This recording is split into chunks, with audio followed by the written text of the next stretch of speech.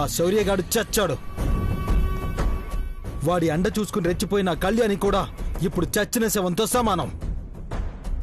కళ్యాణియే కాదు, ఆ ఇంట్లో అందరిది అదే పరిస్థితి. శౌర్యని చంపేసి మనం చాలా పెద్ద తప్పు చేసామనిపిస్తుంది సిద్ధు. ఏంటి తప్పు? ఏంటి తప్పు? అసలు ఈ పని ఎప్పుడో చేసుంటే బాగుండే శ్యామ్. వాడు చచ్చాడు అనగానే ఎంత రిలీఫ్ గా ఉందో తెలుసా? నీకు రిలీఫ్ గా ఉందేమో, నాకు టెన్షన్ గా ఉంది. ఎందుకు ఎందుకు శ్యామ్ టెన్షన్? వాడిప్పుడు నీ మొగుడు కాదు కదా. నీ మొగుడిని నేను, నీ మెడలో తాళి నేను కట్టాను. అసలు ఇంకా వాడి గురించి ఎందుకు ఫీల్ అవుతున్నావు? నాలాంటి వాడితే ఊరికే పెట్టుకోదు శ్యామ్. దెబ్బ తగిలే కొద్దీ రెచ్చిపోతూనే ఉంటాను. అయినా వాడిని చంపలేదు అంటే వాడు నిన్ను నన్ను వెతుక్కుంటూ వచ్చి మరీ చంపుతాడు. అందుకే వాడికి ఛాన్స్ ఇవ్వకుండా నేనే లేపేశాను.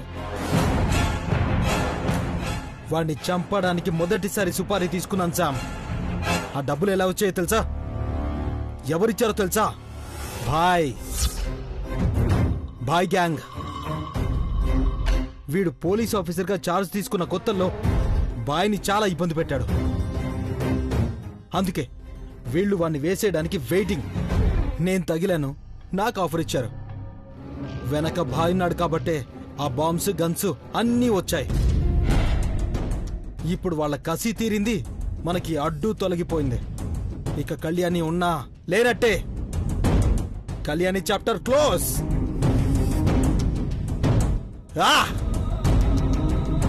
Yes!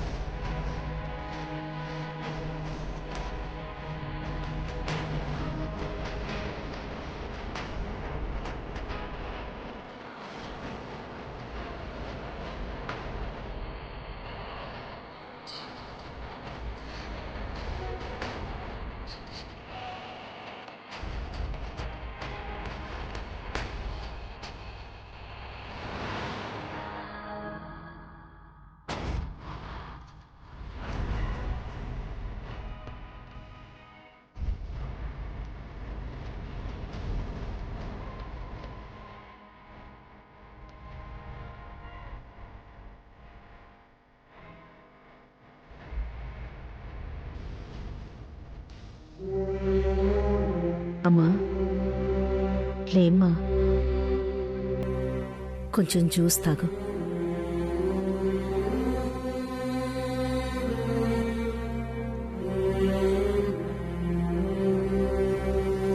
తాగమ్మా. అమ్మా కొంచెం తాగు.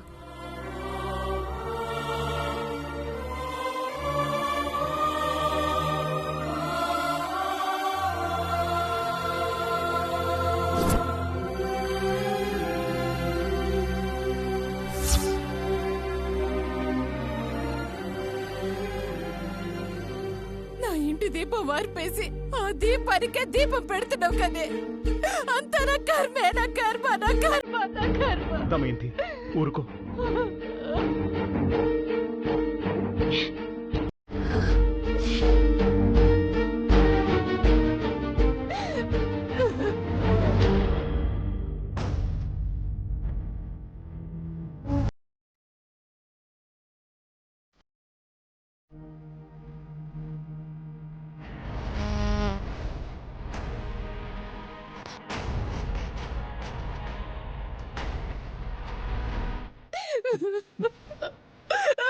ఊరుకో దమయంతి.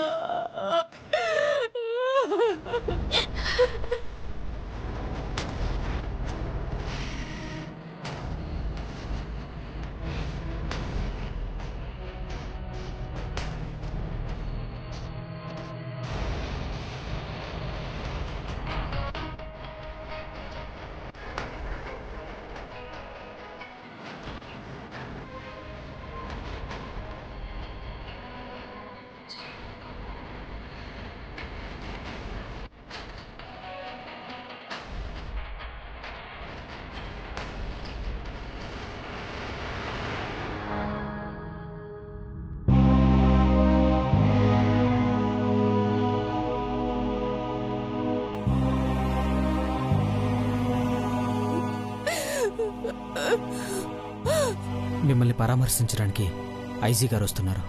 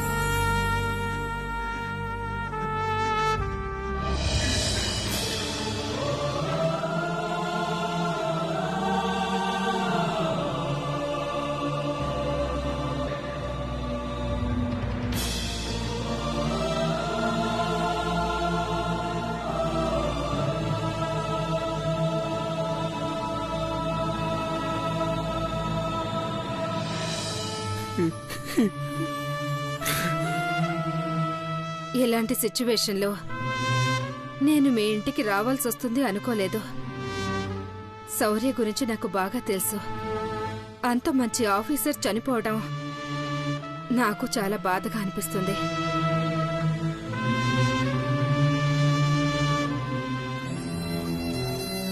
అతనంటే మీకెంత ప్రేమో మిమ్మల్ని చూస్తే అర్థమవుతుంది. శౌర్య లేడు అన్న నిజాన్ని జీర్ణించుకోవడానికి మీకు కొంత సమయం పట్టొచ్చు.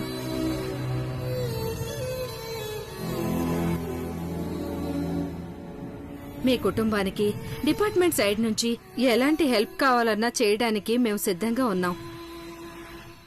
చెట్టంత మనవుడైపోయాక ఇంకా మీరు మాకు చేసే సహాయం ఏముంటుందమ్మా?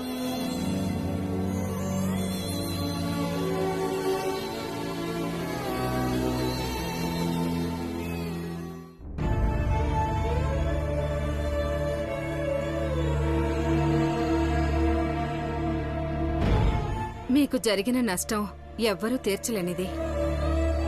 బట్ మీరు స్ట్రాంగ్గా ఉండాలి. మీ వారి గురించి బాధపడటం కాదు, శౌర్య చెయ్యాలనుకున్న పనులు మీరు పూర్తి చేయాలి.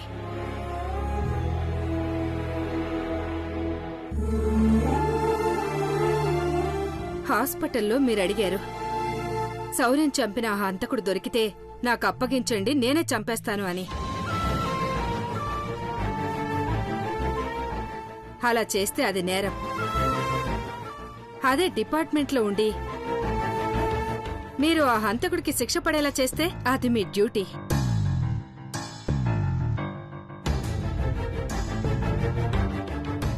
అందుకే శౌర్యకిష్టమైన ఆ పోలీస్ యూనిఫామ్ మీరు వేసుకునే అవకాశం ఇస్తాను.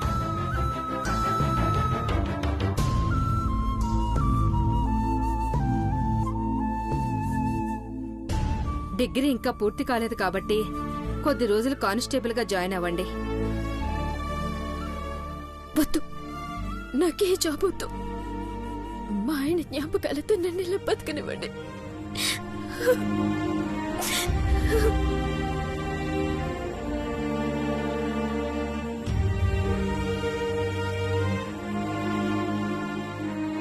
క్షమించండి, నా కూతురు భర్త చనిపోయిన బాధలో ఉంది. I can understand. బట్ మీ అమ్మాయికి ఒకటి అర్థమయ్యేలా చెప్పండి. ఆ బాధల నుంచి బయటికి రావాలి అంటే ఒక మార్పు కావాలి. అది తన భర్తకిష్టమైన డిపార్ట్మెంట్లోకి రావడమైతే చాలా బావుంటుంది. ఉంటాను.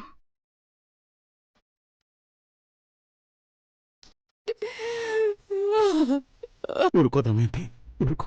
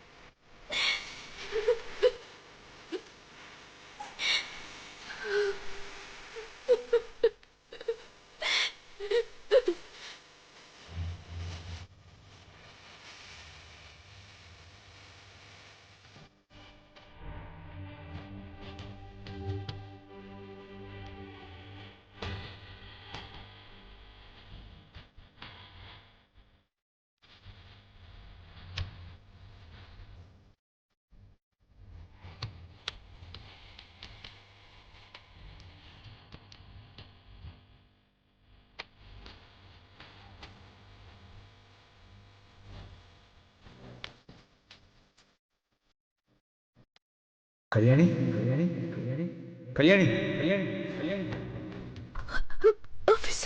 కళ్యాణి కళ్యాణి నేను పోలీస్ ఆఫీసర్ అవ్వడం అనేది నా కళ.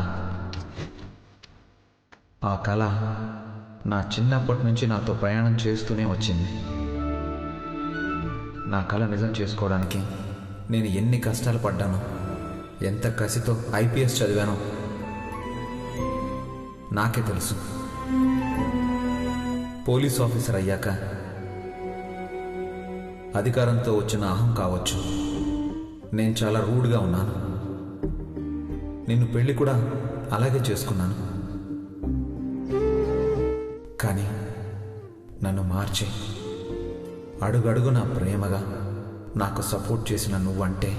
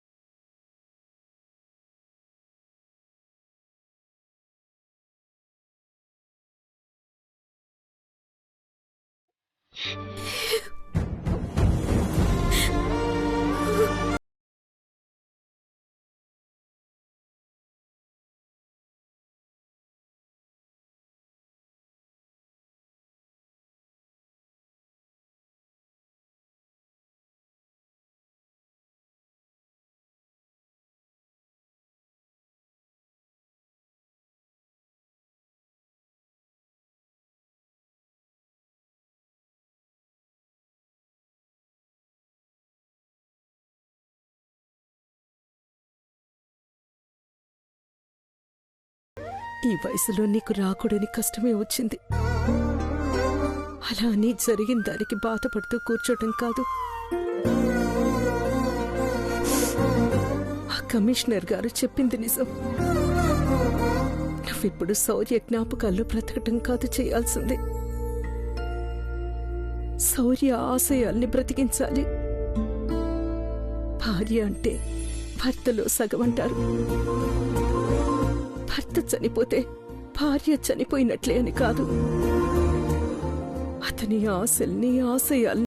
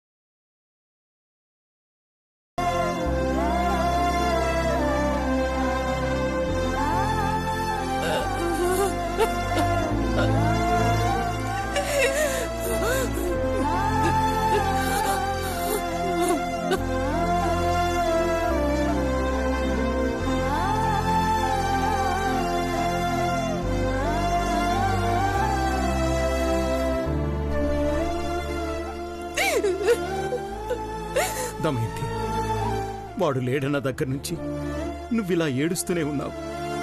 నువ్విలాగే ఉంటే ఏమైపోతావో అని నాకు భయంగా ఉంది.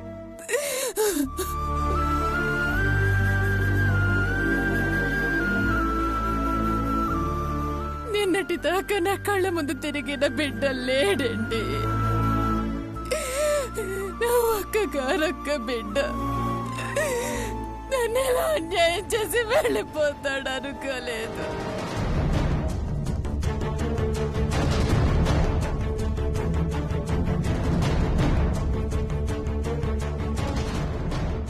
నన్ను ఎవరేమన్నా, ఎన్ని బాధలు పడినా నా బిడ్డ నన్ను ఏనాడు ఒక్క మాట కూడా అనలేదండి.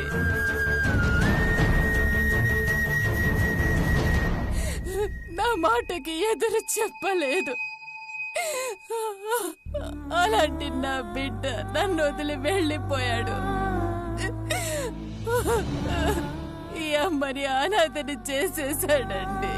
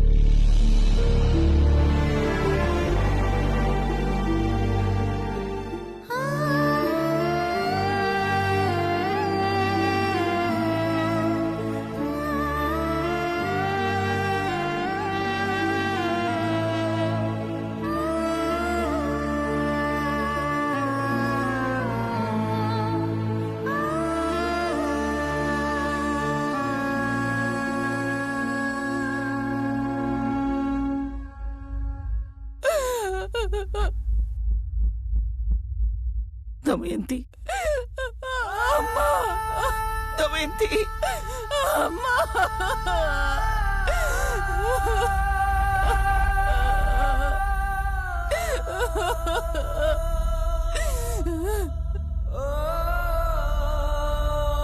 అమ్మా,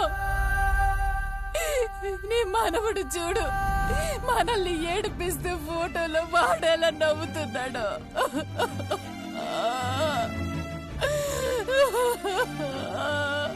అమ్మా,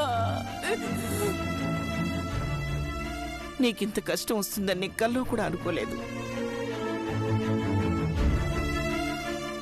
అసలు ఇంత ఘోరం ఎందుకు జరిగింది? ఆ భగవంతుడు నా మనవడి ప్రాణాల బదులు నన్ను తీసుకెళ్ళా బాగుండేది. ఇదంతా వాళ్ళ వల్లే, ఆ కళ్యాణి అనుపమల వల్లే నా బిడ్డ చనిపోయాడు. ఆ అనుపమ కలగని మరి నా బిడ్డ చావు కోరిందమ్మా. అనుకున్నట్టే నా బిడ్డ ప్రాణం పోయింది. పిచ్చిదానా, ఇలాంటప్పుడు కూడా ఈ మాటలేమిటమ్మా? అనుపమ కూడా శౌర్య అంటే ప్రాణం. అలాంటిది అనుపమ శౌర్య చావు కోరుకుంటుందా? తన భర్త కట్టిన తాళి తెగాలని కళ్యాణి ఆశపడుతుందా అమ్మా? ఏం మాటలవి? ఊరుకో. నిజంగానే నా బిడ్డంటే అంత ప్రాణమైతే కళ్యాణి వల్ల సిద్ధుగడితో శత్రుత్వం పెరుగుతున్నప్పుడే తాను పెంచిన కళ్యాణిని హద్దుల్లో పెట్టుకోవాలమ్మా. అంతేకాని ప్రాణం అని చెప్పి నా బిడ్డ ప్రాణాలు పోయే వరకు చూస్తూ ఉంటుందా?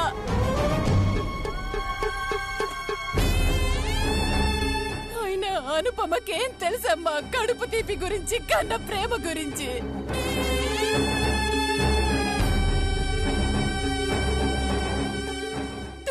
నెలలు కడుపున మోసి కంటే తెలుస్తుంది. బిడ్డ పోతే ఆ బాధ ఎలా ఉంటుందో.